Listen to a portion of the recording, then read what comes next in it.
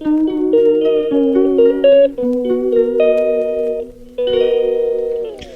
Hello friends, welcome back to my channel. ಎಲ್ಲರೂ ಹೆಂಗದಿರಿ? ಆರಾಮದಿರಿ ಅನ್ರಿ? ನಾನು ಕೂಡ ಆರಾಮದೆ ನೋಡ್ರಿ. ಇನ್ನೂ ಯಾರಾದರೂ ನನ್ನ ಚಾನಲ್ನ ಸಬ್ಸ್ಕ್ರೈಬ್ ಮಾಡಿದ್ರೆ ನೋಡ್ತಾ ಇದ್ದಾರೆ, ಪ್ಲೀಸ್ ನನ್ನ ಚಾನಲ್ನ ಸಬ್ಸ್ಕ್ರೈಬ್ ಮಾಡ್ಕೊಂಡು ನೋಡ್ರಿ, ಸಪೋರ್ಟ್ ಮಾಡಿರಿ ಅಂತ ಕೇಳ್ಕೊಳ್ತೀನಿ. ಊಟಕ್ಕೆ ನೋಡ್ರಿ ಚಪಾತಿ ಮತ್ತು ತಿಪ್ಪರಿಕಾಯಿ ಪಲ್ಯನ ಮಾಡ್ತಾಯಿದ್ದೀನಿ.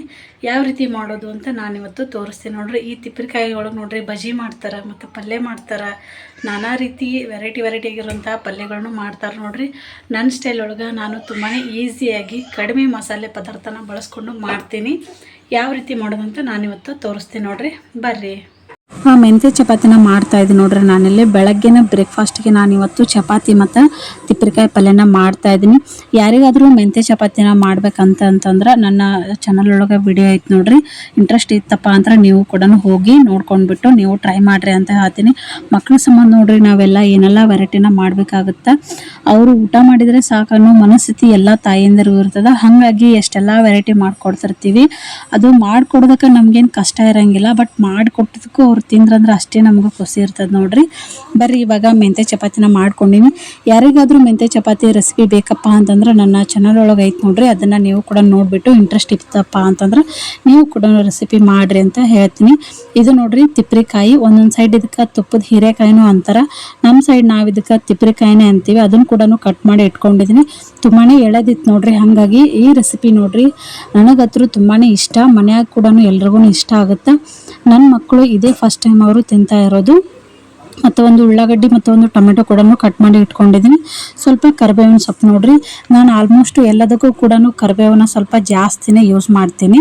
ಇವಾಗ ನೋಡ್ರಿ ಒಂದು ಪಾತ್ರೆನ ಇಟ್ಕೊಂಡ್ಬಿಟ್ಟು ಅದು ಸ್ವಲ್ಪ ಕಾದಾದ್ಮೇಲೆ 1-2 ಟೇಬಲ್ ಸ್ಪೂನ್ ಅಷ್ಟು ಎಣ್ಣೆನ ಹಾಕ್ಕೊಂಡಿದ್ದೀನಿ. ಸ್ವಲ್ಪ ಇದಕ್ಕೆ ಎಣ್ಣೆ ಜಾಸ್ತಿ ಇದ್ರೇ ಈ ರೆಸಿಪಿ ತುಂಬಾ ಚೆನ್ನಾಗಾಗುತ್ತೆ.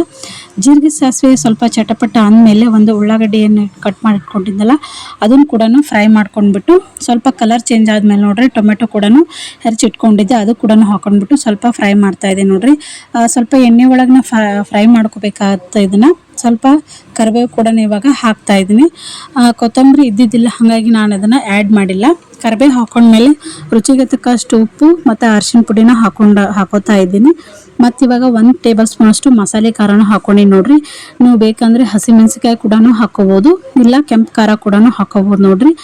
ನಮ್ಮ ಸೈಡ್ ನೋಡ್ರಿ ನಾವೆಲ್ಲ ಕೂಡ ಮಸಾಲೆ ಖಾರನೇ ಯೂಸ್ ಮಾಡ್ತೀವಿ. ಎಲ್ಲ ಕೂಡ ಸ್ಪೈಸಸ್ ಹಾಕಿದ್ಮೇಲೆ ಇದನ್ನು ಚೆನ್ನಾಗಿ ನಾವು ಇದನ್ನು ಫ್ರೈ ಮಾಡ್ಕೋಬೇಕಾಗತ್ತೆ. ಫ್ರೈ ಮಾಡ್ಕೊಂಡಾದ್ಮೇಲೆ ನೋಡ್ರಿ ಸ್ವಲ್ಪ ಇದನ್ನು 2 ನಿಮಿಷ ಅದನ್ನು ಟೊಮೆಟೊ ಎಲ್ಲ ಕೂಡ ಸಾಫ್ಟ್ ಆಗೋರು 1-2 ನಿಮಿಷ ಇದನ್ನು ಬೇಯಿಸ್ಕೊಂಡ್ಬಿಟ್ಟು ಆಮೇಲೆ ಇದನ್ನು ಹೆರ್ಚಿ ಇಟ್ಕೊಂಡಿರೋ ಅಂಥ ತಿಪ್ಪರಿಕಾಯಿನ ಇದ್ರೊಳಗೆ ಸೇರಿಸ್ಬೇಕಾಗುತ್ತೆ. ಇದಕ್ಕೆ ನೋಡ್ರಿ ನಾವು ನೀರು ಹಾಕಲೇಬಾರ್ದು. ನೀರು ಹಾಕಿದ್ರೆ ಅಷ್ಟೊಂದು ಚೆನ್ನಾಗಿ ಇರಂಗಿಲ್ಲ ಇದು. ಯಾಕಂದ್ರೆ ತಿಪ್ಪರಿಕಾಯಿ ನೋಡ್ರಿ ತುಂಬಾ ಸಾಫ್ಟ್ ಇರ್ತದೆ, ಹಾಗಾಗಿ ಬೇಗನೆ ಬೆಂದ್ಬಿಡ್ತೈತಿ. ನೀರು ಹಾಕೋ ಅವಶ್ಯಕತೆ ಇರಂಗಿಲ್ಲ. ನೋಡ್ತಾ ಇದ್ರಲ್ಲ ತಿಪ್ಪರಿಕಾಯಿನ ಎಲ್ಲ ಕೂಡ ಚೆನ್ನಾಗಿ ಫ್ರೈ ಮಾಡಬೇಕು. ಈ ರೀತಿ ಮಸಾಲೆ ಎಲ್ಲ ತಿಪ್ಪರಿಕಾಯಿಗೂ ಹತ್ಬೇಕು ನೋಡ್ರಿ. ಆ ರೀತಿಯಾಗಿ ನಾವು ಇದಕ್ಕೆಲ್ಲ ಕೂಡ ಚೆನ್ನಾಗಿ ಕಲಿಸ್ಕೋಬೇಕಾಗುತ್ತೆ. ಒಬ್ಬೊಬ್ರು ಮಸಾಲೆ ರುಬ್ಬಿ ಕೂಡ ಮಾಡ್ತಾರೆ ನೋಡ್ರಿ, ಅದು ಕೂಡ ಚೆನ್ನಾಗಿರುತ್ತೆ. ಇದ್ರೊಳಗೆ ಬಜ್ಜಿ ಕೂಡ ಮಾಡ್ತೀವಿ.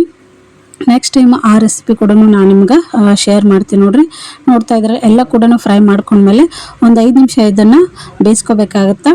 ಬೇಯಿಸ್ಕೊಂಡ್ಮೇಲೆ ನೋಡ್ರಿ ಅದು ಚೆನ್ನಾಗಿ ಎಣ್ಣೆ ಎಲ್ಲನೂ ಬಿಟ್ಟಿರುತ್ತೆ ನೋಡ್ರಿ. ನೋಡ್ತಾ ಇದ್ರೆ ಈ ರೀತಿ ಅದೆಲ್ಲನೂ ಫ್ರೈ ಮಾಡ್ಕೊಂಡ್ಮೇಲೆ ಬೇಗನೆ ಸಾಫ್ಟ್ ಆಗಿಬಿಡ್ತದೆ. ಇದಕ್ಕೆ ನೀರು ಹಾಕೋ ಅವಶ್ಯಕತೆನೇ ಇಲ್ಲ.